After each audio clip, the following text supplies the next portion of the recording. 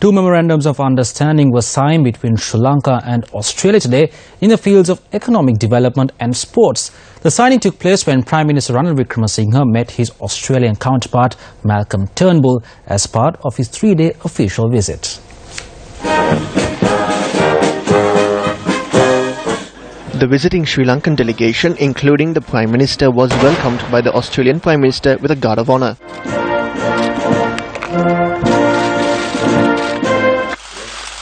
The two memorandums of understanding were signed thereafter.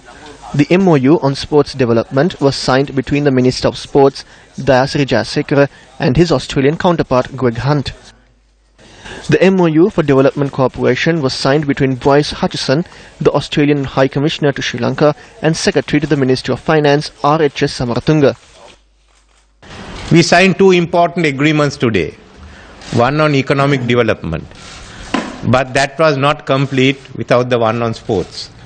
Sri Lanka's position as a strategic hub in the Indian Ocean has now been recognized, and we seek to build on it for business and for logistics, for manufacturing.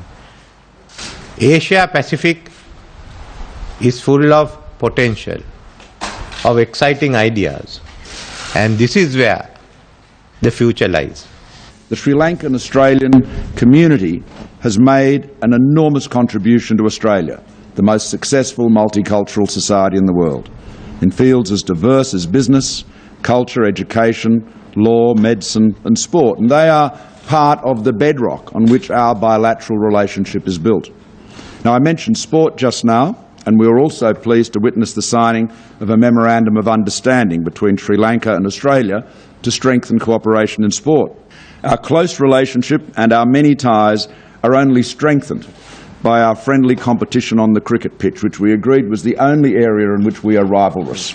Subsequently, the two Prime Ministers answered the queries of the media. Mr. Wickremesinghe, can I just ask, when you took power, you criticised Mr. Turnbull's predecessor, Tony Abbott, for essentially turning a blind eye to human rights abuses that were committed by your predecessor, Mr. Rajapaksa. And the suggestion from you, sir, to the Australian was that they had turned a blind eye in order to secure cooperation on people smuggling. So do you stand by those comments?